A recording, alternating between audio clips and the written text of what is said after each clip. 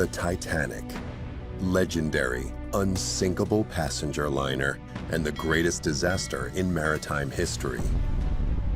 How did the sturdiest ship of her day sink in just a few hours on that fateful night in April 1912? There is no single reason for the sinking of Titanic. It was a chain of events, a succession of errors or bad luck. We all know the expression to be in the wrong place at the wrong time. It was a very particular set of circumstances which led Titanic to crash into that iceberg. It really is quite incredible. There's this whole philosophical concept of the vanities of man. We were going to build this thing that can never be destroyed, and then nature answers differently. Her tragic story was brought to life in the global blockbuster by American director James Cameron. Though the film stays mainly true to the facts, certain scenes take more liberal historical license. She can stay afloat with the first 4 compartments breached, but not 5. Not 5. Obviously, there was a film that was made that really brought it to the forefront of people's minds. Like a film, let's rewind and perhaps change the ending. We'll reveal step by step every decision which could have helped avert the disaster. What if Titanic had changed route? If different choices had been made during construction? Or if the captain himself had acted differently? One of the greatest myths, as far as Titanic is concerned, is what the iceberg actually did. I think that the materials played a role in the sinking. There was a succession of errors, and in my opinion, this was at least partly because the captain did not react appropriately. Meteorological and atmospheric conditions played an essential role within the incredible set of circumstances that led to Titanic colliding with an iceberg. World-renowned Titanic experts investigate and share the incredible story of a tragedy that should never have occurred. Among them is French diver and explorer Paul-Henri Nargeolet, whom we interviewed just weeks before he died aboard OceanGate's Titan submersible on its way to visit the Titanic's wreckage. Join us as we rediscover the Titanic and the events leading up to the disaster.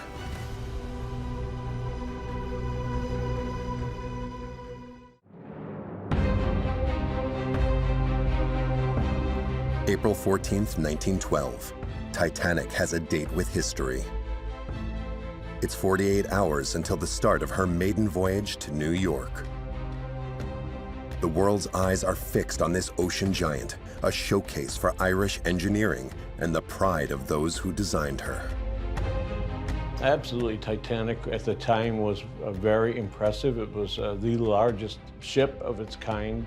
The vessel Titanic was a culmination of the best technology in shipbuilding for its time.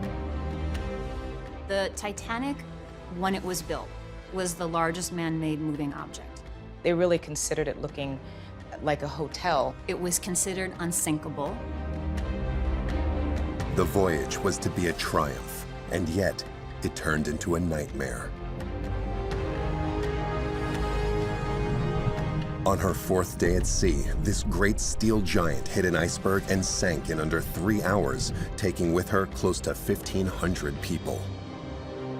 The disaster made headlines, sending shockwaves around the world. When word got back to the States, that was front page news for a lot of reasons, mostly because there was this notion that not even God can sink this ship. The whole Titanic story is a great example of the triumphs of humanity and technology, also the great disaster of humanity with the sinking of it.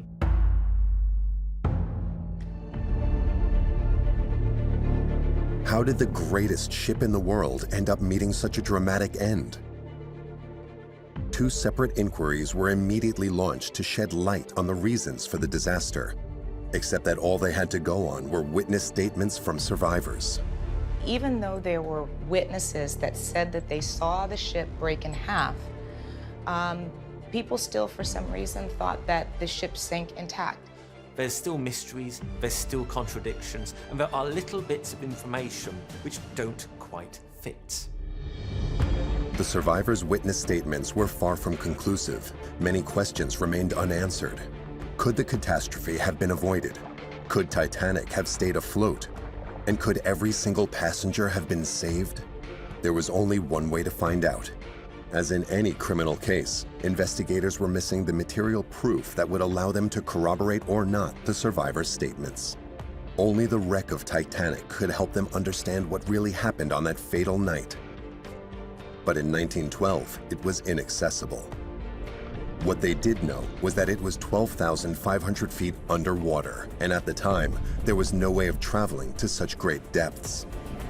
I've heard it told from the oceanographers that we work with that it is as complicated as sending a man or woman to the moon, just because of the pressure that's at the wreck site.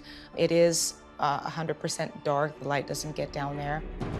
It wasn't until 70 years later that the miracle of technological progress partnered with a generation of pioneering deep-sea explorers that a solution to the impossible was found. The team rose to the extraordinary challenge of plunging into the abyss. In the space of a few decades, the wreck of Titanic had become the holy grail for every modern-day deep-sea adventurer. There's very few human-occupied vehicles that can dive to 4,000 meters underwater, where you've got pressures of around 6,000 to 7,000 pounds per square inch pushing on the submersible from all directions. In the summer of 1985, all hopes were pinned on a Franco-American expedition. But for the first 2 months, scientists found nothing.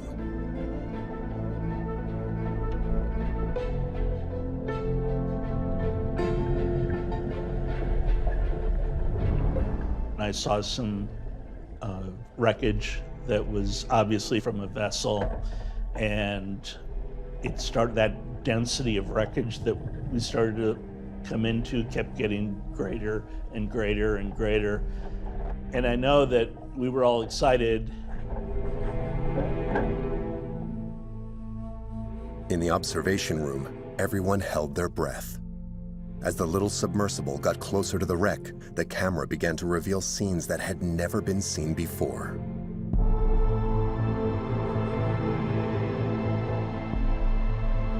It was a historic moment.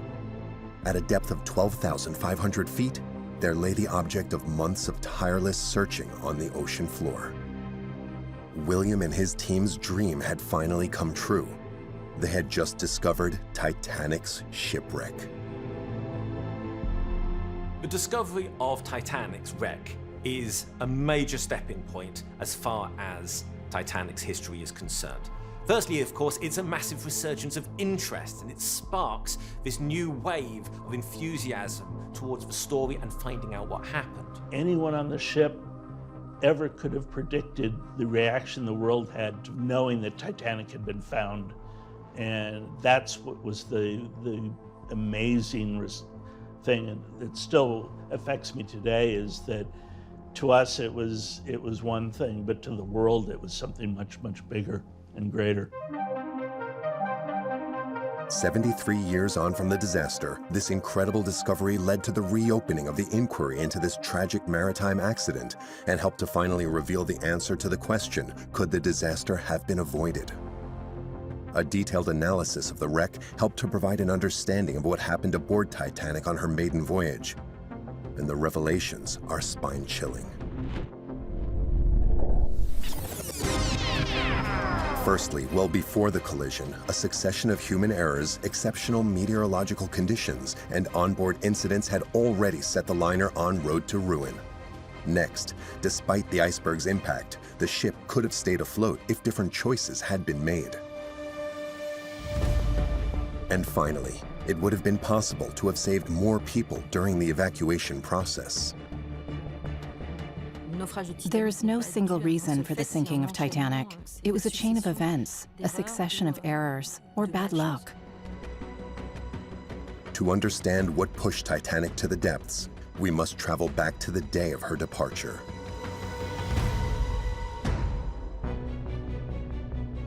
April 10th, 1912, 4 days before disaster strikes. At Southampton docks, it was a day of celebration. The biggest ship ever to be built was embarking on her maiden voyage from Europe to the United States. she was due to dock into New York 7 days later. Titanic left Southampton, took on passengers at Cherbourg and then in Queenstown. After Titanic left Ireland, she encountered good weather and calm seas. As Titanic starts her maiden voyage, crew are starting to get into the regular routines of shipboard life. Passengers are getting used to going around such a large vessel. And there's a very positive, relaxed, enjoyed atmosphere on board. Everything may have looked like it was going smoothly aboard Titanic, but none of the passengers were aware of the drama unfolding in the coal bunkers beneath them. For all the optimism going on above decks, there was a slight problem. It's not known exactly when it started, believed to be in Belfast, but one of Titanic's coal bunkers was on fire. A fire had started in Titanic's hold. Not a fire with flames, but the kind that develops from coal dust that miners know all about. It's very dangerous and extremely flammable. Could this fire, which started precisely in coal bunker number 6, have led to the sinking of Titanic? Could the fire have damaged the ship's structure? According to some experts, the fire was inconsequential. Of the fire, there have been claims, of course, not only that it affected the bulkhead, but it affected the hull itself. There is no actual evidence of this. It's unfortunate that there was this fire, but it was very much a red herring in looking for the causes of the disaster. Despite scientific confirmation, there is still doubt surrounding the consequences of the fire inside Titanic's hull.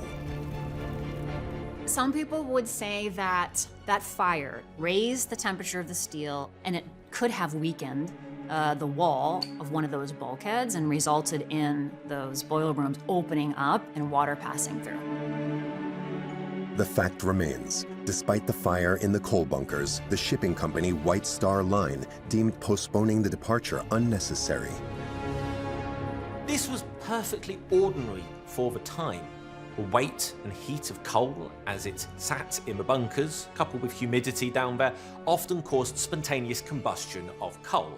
And while it was an inconvenience, it happened all the time.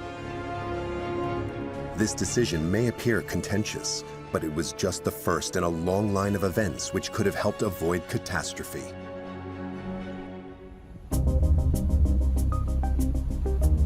Daytime, April 14th, 1912, 12 hours before disaster strikes. Up until this point, the journey had gone smoothly. The ship was even expected to arrive in New York a day early. It was a successful voyage. Each day her speed was being gradually increased. Passengers commented on the comfort of the ship and the relative lack of vibration. As the voyage went on, people were having a good time. But this was without taking into account the most formidable threat any ship faced in the North Atlantic Ocean: icebergs. As the Arctic winter subsides in January, February, things start to warm up. You have Greenland on one side and Baffin Island on the other, both of which are home to glaciers. These glaciers start to break apart, fall into the sea, and float southwards, forming icebergs. It's a normal, regular process which happens frequently, regularly. It's the return of spring in the Arctic. As they float south in the freezing waters, these giant blocks of ice inevitably fall into the path of transatlantic ships. Titanic was going to have to travel through this zone at the worst time of the year, a few weeks before or after, and the catastrophe would have never occurred. The week-long delays accumulated during the construction period and the inevitable presence of icebergs at the time of year sealed her fate forever. When you look at maps of iceberg locations, there's absolutely nothing unusual about finding them off the coast of Newfoundland in April. How could Titanic have hit an iceberg? At the time, the only way of locating them was with the human eye. The North Atlantic Ocean was a giant motorway regularly navigated by hundreds of ships. 10 years previously, ships had begun to be fitted with a new technology which had revolutionized the shipping industry: It allowed them to communicate important information to one another, such as the presence of these giant ice flotillas. This new technology was radiotelegraphy. The radio had been introduced. This enabled ships to communicate when they're at sea, and over several years it became standard equipment on all of the major North Atlantic liners. People were starting to use it to send warnings and that sort of thing. This was one of the things which had really reduced the number of iceberg collisions in previous years and was a major advance. In 1912, Titanic was equipped with the very latest in radio technology. It had a range of 400 miles, making it the most powerful in the world. And on April 14, 1912, between 9 a.m. and 11 p.m., radio operators had received several dozen alerts. As Titanic steams on, radio messages of ice warnings start to come in, ultimately from 14 different ships. These messages included information about the ice that was ahead. Titanic's captain and officers were well aware that they were heading into an ice zone. At this point, Titanic's fate was not yet sealed. But unfortunately, one man's decisions were about to change that. Titanic's captain was Commander Edward John Smith. Age 62, he was the world's most seasoned seaman. Is Captain Edward John Smith, a man with 49 years' experience at sea. He'd risen through the ranks and was one of the highest paid mariners in the world. Before Titanic, he'd captained 16 ships owned by White Star Line. This was someone with a reputation for keeping his cool, for his temperance, who was very well liked by passengers and crew alike. It was his final voyage, because upon arrival in New York, he was due to start his retirement, so he wasn't even coming back. When this experienced captain received the ice warnings, he naturally changed the ship's trajectory. He rerouted slightly southwards, which would extend the journey a little.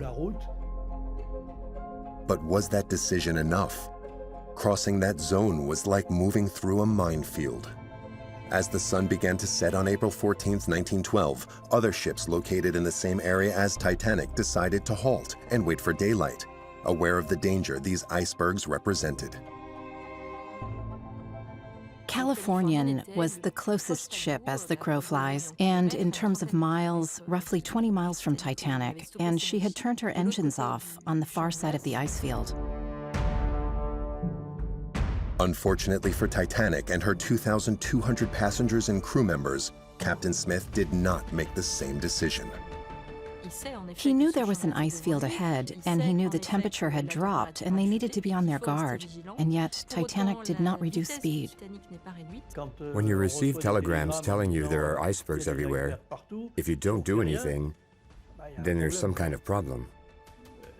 At the very least, you reduce your speed. This terrible decision brought Titanic ever closer to her tragic fate, but this human error needn't have occurred. Despite his many years of experience, Captain Smith was overconfident and his decisions had grave consequences. 11 p.m. The ship continues through the icy waters of the North Atlantic Ocean at a rate of 22 knots, or over 24 miles an hour. Captain Smith did not know it yet, but what would soon have been the crowning moment of his career was about to become the greatest fiasco in maritime history, sending him and 1,500 passengers to their deaths. Despite this human error, at that moment the catastrophe could still have been avoided. That is, until a new factor became a part of the equation. Much harder to predict, it would lead Titanic straight towards the iceberg. We all know the expression to be in the wrong place at the wrong time. It was a very particular set of circumstances which led Titanic to crash into the iceberg. 11:30 p.m., 10 minutes before impact.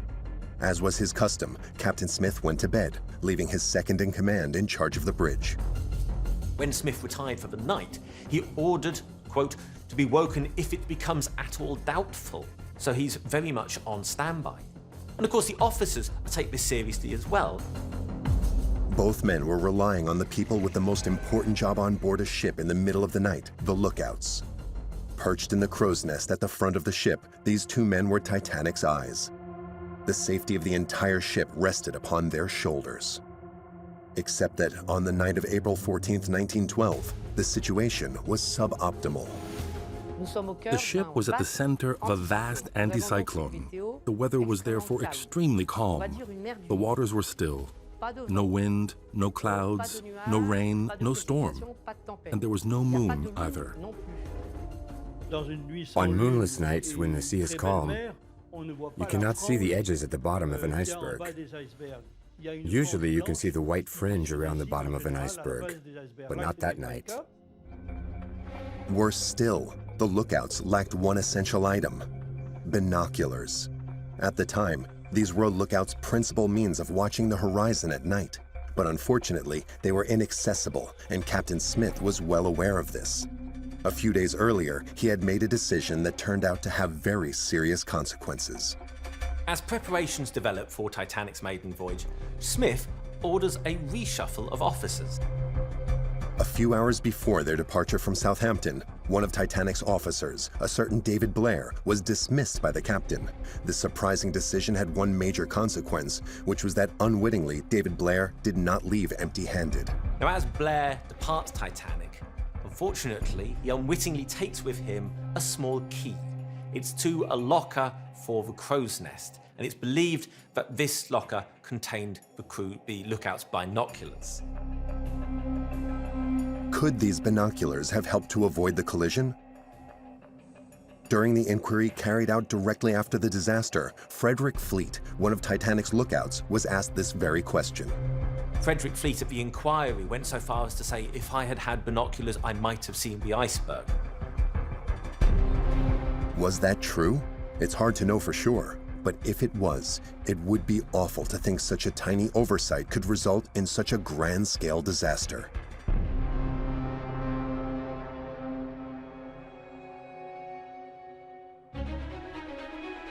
(11:38 p.m.)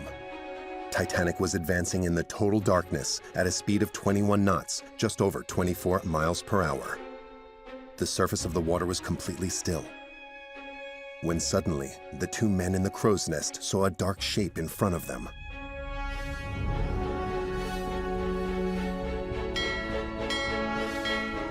They ring the ship's bell 3 times, and they pick up the phone to the bridge. 6th officer answers. What did you see? Iceberg right ahead. Thank you. When the lookouts see the iceberg, it's 500 meters away.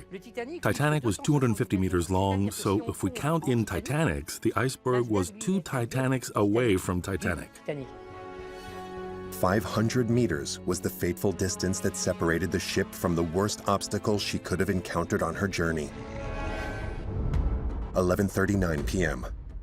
William Murdoch, the ship's second-in-command, had no choice but to rise to the challenge looming ahead of him. He had to make a crucial decision in order to avoid hitting the iceberg head-on. There was no time to reflect. He had to act fast. According to James Cameron's film, he ordered the ship to be put into reverse.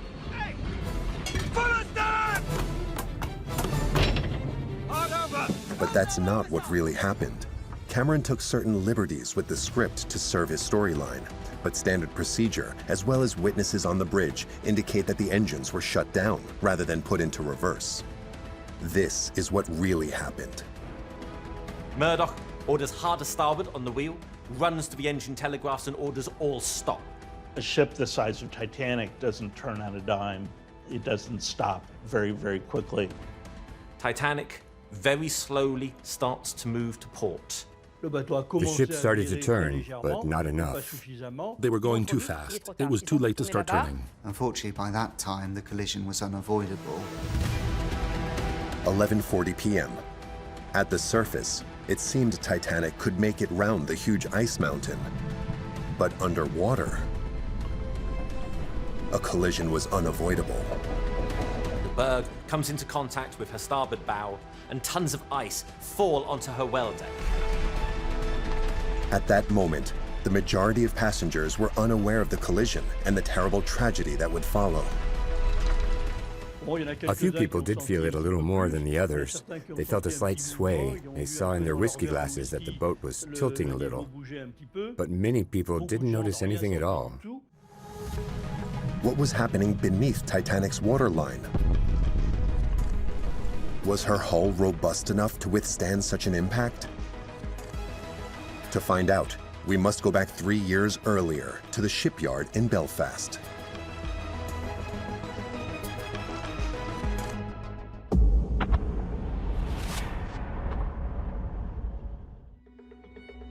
It was here, in Harland & Wolff's world-renowned shipyard, that Titanic was built. No expense was spared in order to ensure she would be the safest ship the world had ever seen. The priority really was passenger safety. The ship's keel was laid, and the shipbuilders then proceeded to construct the double bottom. And this was an enormously strong structure. In fact, the double bottom was so deep that a man could walk the double bottom without having to stoop. This double bottom was unique. It provided her with an extra shield to protect against every ship's biggest threat, flooding. Were there to be a collision at the bottom of the hull, this revolutionary system would stop water flooding the interior of the rest of the boat. And Titanic's designers had even gone one step further in the name of safety. From there, 366-foot tall frames are added, creating the main skeleton of the ship. This metallic juggernaut skeleton was then covered in the most solid and the most robust material available. More than 2,000 steel plates from world-class Scottish and Irish steelmakers covered this colossal vessel to guarantee total resistance. So Harland & Wolff use the best materials. There's no monetary limit. And so the metalwork used was the best available for the time. But on April 14th, 1912, would this newly built ship withstand the pressure of an iceberg? Or on the contrary, would it sound the death knell for this ocean colossus, revealing her to be nothing more than a giant with feet of clay? One of the greatest myths, as far as Titanic is concerned, is what the iceberg actually did. Now, the newspapers of the day reasoned that for an unsinkable ship to sink, it had to be massive. And images of the period depicted this great tin opener tear alongside a third of the ship. If you believe the film script, then at the point of collision, the iceberg slashed like a dagger through the steel plates covering Titanic's hull. So was it this huge gash that sunk the ship? The full story didn't come out until 84 years after Titanic sank during an exploration of the wreck. What it revealed suggests that despite the brutal impact of the iceberg, catastrophe could once again still have been avoided.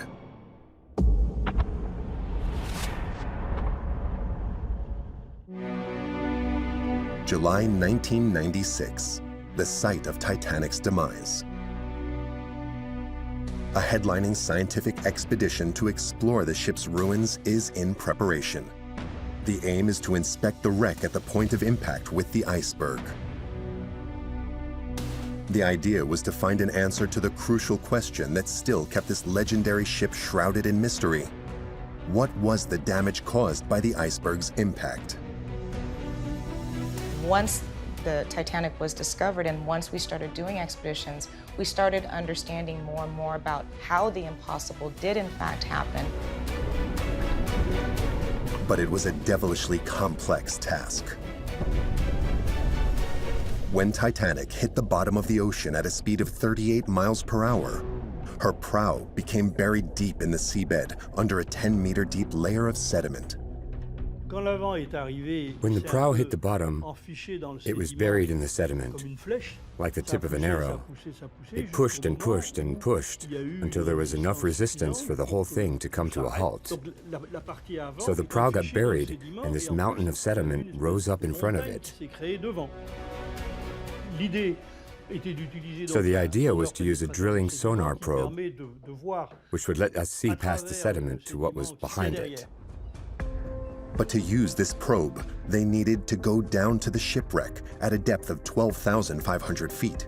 At the time, there were only 3 submarines in the world capable of doing that, one of which was built in France, the Nautile.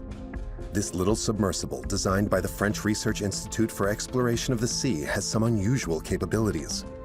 Frenchman Paul-Henri Nagelet, one of the Titanic shipwreck's most renowned experts, led the team aboard the Nautile. The Nautile is a submarine designed for scientific exploration, which consists of a titanium sphere with a 2-meter interior diameter, which is actually quite big for this sort of submarine. And on the sphere are 3 portholes in triangular formation, 2 looking down and 1 looking up. There are lots of cameras to record everything, and searchlights, of course, because you're in complete darkness, so you absolutely need searchlights. So for years, we could only speculate about the damage on the hull. And in 1996 was the first opportunity to begin to see the damage that we always thought was a 300-foot-long gash. The inquiry had concluded there was a 300-foot gash along the hull, and so the ship had sunk in an hour and a half. But that doesn't make sense. Paul-Henri Nagelet can be certain of this because the evidence collected by the probe is incontestable. We realized that actually there were probably 6 gashes that were not all at the same height. It's as though the iceberg had left claw marks in the hull. Relatively speaking, the damage from the iceberg was quite small. The average height of each of these splits is barely 1 inch. Hardly the gash that the popular press had predicted. The iceberg had therefore not gouged the ship in any serious way. The steel had held fast. Put the 6 splits together and they'd create a hole the size of a front door, negligible for a ship on the scale of Titanic. It wasn't a big gash, it wasn't a huge hole in the side of the ship. It was a very narrow opening that went on for a long distance. And that opening was caused by the plates buckling. Put simply, the steel plates covering the hull of Titanic buckled under the iceberg's impact. But the splits were located at the most fragile points of construction, the joints between the plates. The quality of the steel was therefore no longer in doubt. The focus was now on the rivets at the joints. We could see evidence of empty rivet holes that suggested it was a seam that opened and not the fracture of a plate that we had originally thought years prior. This analysis confirmed it was the rivets that broke under the force of the impact. And this begs new questions. Were they strong enough? Were they built to withstand such an impact? And above all, had they been properly screwed in? To find out, we need to return again to 1909 and to Harland & Wolff's shipyard in Belfast.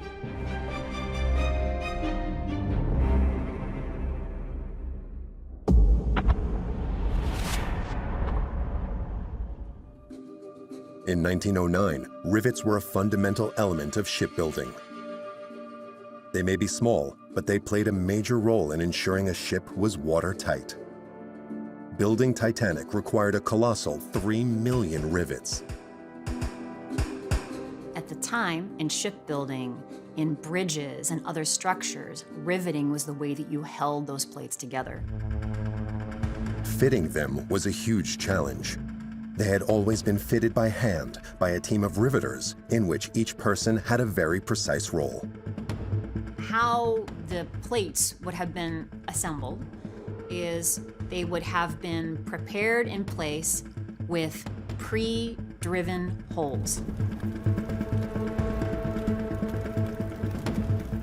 Then you'd have a hot rivet that would be thrown up on the structure, straight off a fire, pass through the hole, and you'd have two men who would hammer alternately to form the second head. And then as it would cool, it would shrink and hold the plates together. These shipbuilding experts only had a few seconds to fix each rivet in place to ensure each one was fully watertight. One wrong move and the ship would no longer be safe from flooding. To ensure efficient progress, Titanic's shipyard was using a new invention, the height of modern technology, a hydraulic riveter. The difference was that they were beginning to use machines to rivet more consistently and more quickly. It was like 12 times quicker to use a machine than do it by hand. The U-shaped machine was at the cutting edge of technology and provided users with a double advantage. Not only did it considerably speed up the pace of construction, it also used rivets made of a material that was less fragile than the usual wrought iron: steel. This is using steel rivets rather than wrought iron. They are slightly stronger, they can be fitted more quickly. This is something which speeds up construction and gives a stronger, more stout frame to the vessel. But this revolutionary tool also had its limits.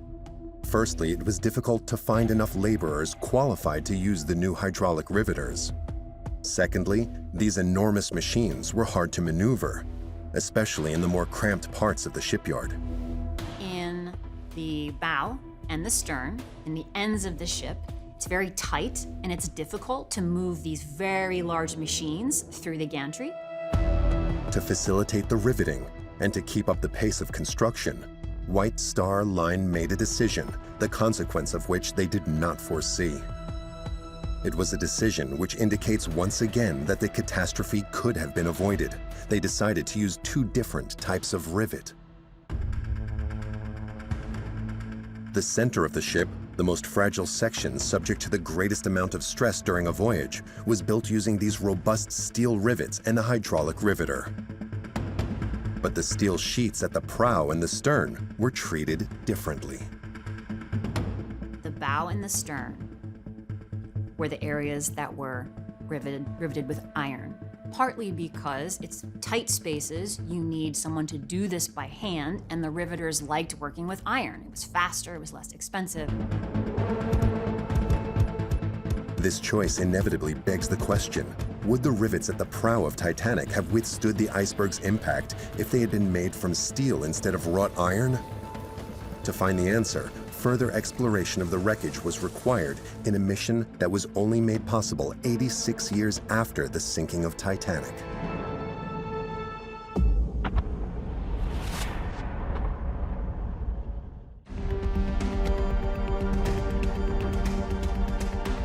August 10th, 1998.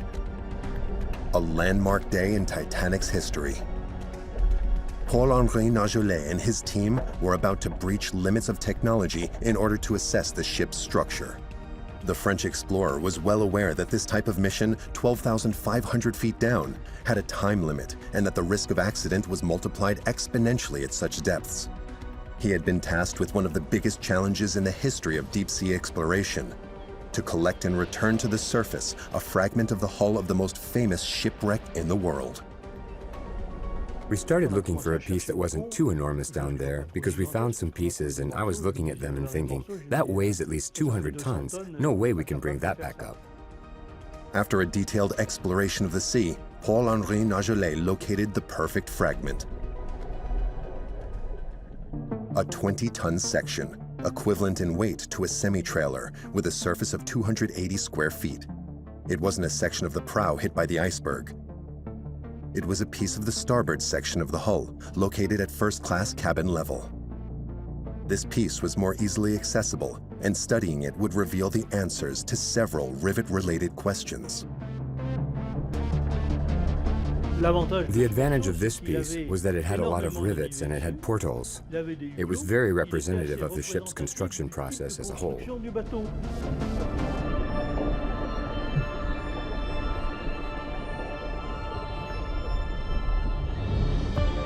It was the first time in the history of humanity that such a feat had been carried out.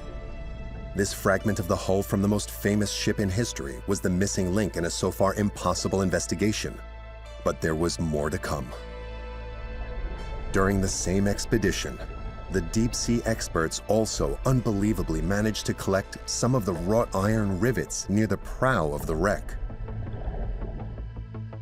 Would this evidence help to reveal if the secrets of Titanic's construction had played a part in the disaster?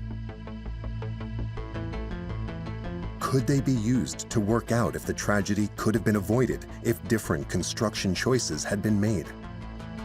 Before some of the forensic and scientific expeditions had been conducted at Titanic, there were many, many theories about imperfect metal being used, poor quality steel. Where did the truth lie? Jennifer Hooper is an expert in metallurgy. She had made it her personal aim to solve the mystery. Finally, she could measure the quality of these little joints. What she discovered was beyond anything she could have imagined. In the end, any ship may have sank as a result of that collision. What we want to do is really and truly understand, given what was considered state of the art, what role did it play?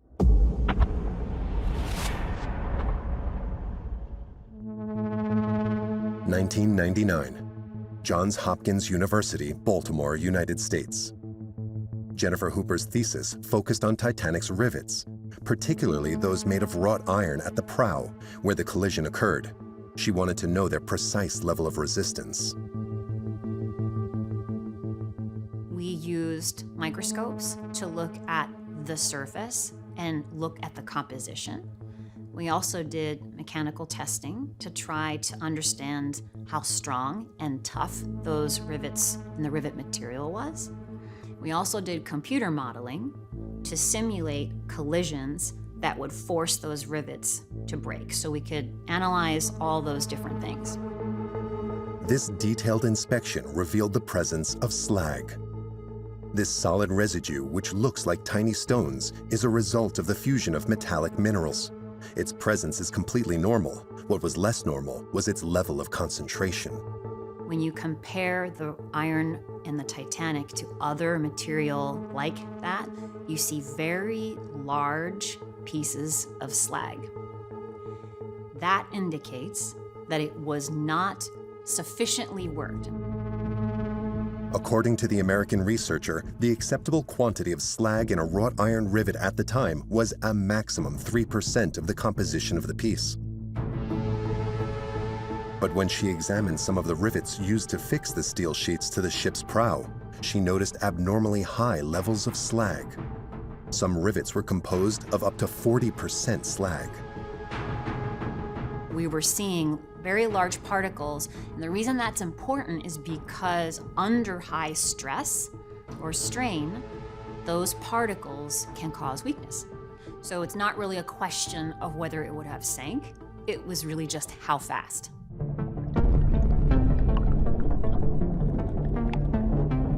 But could the rivets have more easily withstood the impact if the slag percentage had been lower? As far as the experts are concerned, without a doubt. It was kind of what was expected at the time. There's some variability in it. But again, the ship was designed very well and would have met today's standards for a passenger liner. Titanic's structure was at the height of technological progress and highly capable of containing a flood, not just because of her double bottom, of course, but also because of the hull's interior skeleton, which was divided into 16 separate compartments via 15 watertight partitions. The partitions were a relatively new feature of shipbuilding, and Titanic had a large number of them. She had been very well designed. To ensure she remained completely watertight, these sliding doors needed to be closed. They could be locked remotely via a switch, or thanks to a simple automatic detection system using a float. So in case of an accident or an emergency, the bridge could close those watertight doors and keep water from one watertight compartment from getting into another watertight compartment. Thus, if one of the compartments flooded, it could be completely cut off from the others to avoid the flood spreading. Thanks to this amazing feat of technology, Titanic was able to stay afloat with up to 4 flooded compartments. Most other ships' 2 compartments would sink it. So this was unparalleled with the amount of safety, the amount which could potentially be damaged, and the ship would survive. 11:50 p.m. Captain Smith sends Thomas Andrews, the ship's architect, to urgently check the damage to the ship's compartments. The man knew every nook and cranny of his ship.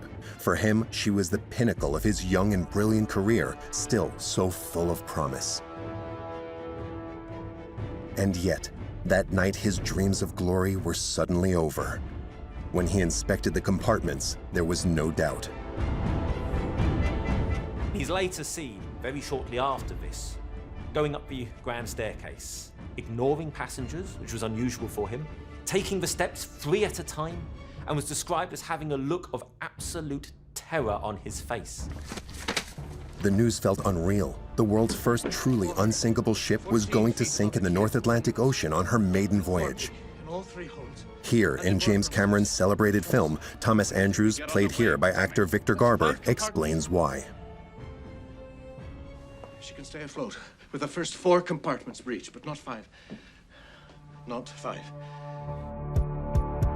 Except that's not entirely accurate.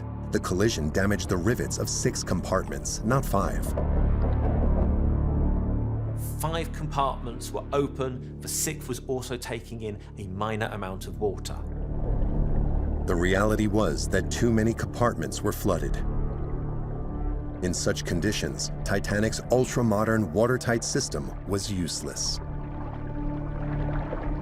Think of it like a whole bunch of cups, and that when one fills up, it starts going, the water keeps coming in that one, but it goes and starts filling into the next cup. Despite the design of the watertight compartment, Titanic simply experienced flooding that she was not designed to handle. There was no way of counteracting that amount of water, and the sheer weight would ultimately take her to the bottom. 12:05 p.m., 25 minutes since Titanic hit the iceberg. Catastrophe was now unavoidable. An unsinkable ship was going to sink. However, it was still possible to save the lives of the 2,200 passengers and crew members. Californian, a ship which halted her crossing due to the large number of icebergs reported on her route, was close to the troubled passenger liner. Californian was the closest ship as the crow flies, and in actual miles, less than 20 miles away from Titanic. And she had turned off her engines on the far side of the ice field. The evidence is that Californian was in visual distance of the sinking Titanic. But luck was not on Titanic's side. At that moment, her many Mayday messages sent out by radio had gone unanswered. So what was going on aboard Californian? Californian had turned off her radio at 11:23 p.m. It wasn't compulsory to keep a radio operator on call. Titanic hit the iceberg at 11:40 p.m. If it had been just 10 minutes earlier, Californian may well have heard Titanic's distress signal. If Californian's radio operator had stayed on duty, there's every chance that he would have heard Titanic's distress messages. 10 minutes earlier, and Californian's radio operator could have transmitted the distress signal. Without realizing it, he had condemned a large number of Titanic's passengers to certain death. 12:55 p.m. Titanic has been taking on water for an hour and 15 minutes. By this stage, everyone on board the ship was aware she was going to sink and that the lifeboats were the only way to survive. As time went on, the passengers became more panicked. Crew members managed the stress in various ways. Some made use of their firearm to reestablish order. 4:10 a.m. The people in the water had frozen to death. The survivors in the lifeboats were attempting to stay warm. Then suddenly, a ship appeared, Carpathia. Carpathia arrived about 2 hours after Titanic had disappeared, So it was an anxious wait for people in the lifeboats. They were anxiously waiting for help to arrive. Though she was further away than Californian, she had received Titanic's distress signals and had redoubled her efforts despite the presence of icebergs to come to her rescue as quickly as possible. The priority was to bring in all the lifeboats and get everyone on board to warm them up, since they had spent several hours in the lifeboats on a freezing night. Of Titanic's 2,200 passengers and crew members, only 1,178 of them could have been saved on the lifeboats. But the actual loss of human life was much higher. 1,500 people died in the freezing waters of the Atlantic, including Captain Smith and architect Thomas Andrews. With only 711 survivors, this shipwreck is the most terrible in maritime history, giving the story of Titanic legendary status.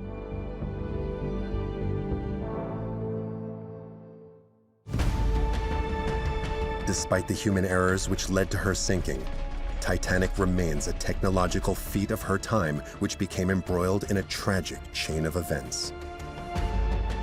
There were certain elements which in themselves were not major, but put all of these individual chains together and you start to get a major incident. Take out any of those links and you could have prevented it.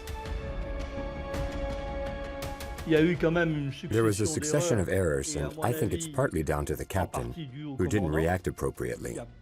He didn't act as he should have done. It was really down to human as opposed to scientific error. Despite everything that was said about icebergs and mirages, the main reason was probably the ship's high speed. Since that terrible night of April 14th, 1912, Titanic has become a monument of the depths.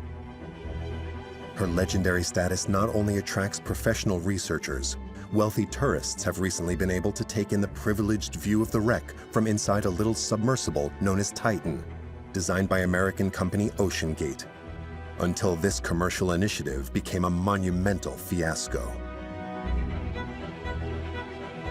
On June 18th, 2023, this little submarine gave way to the pressure of the depths and imploded.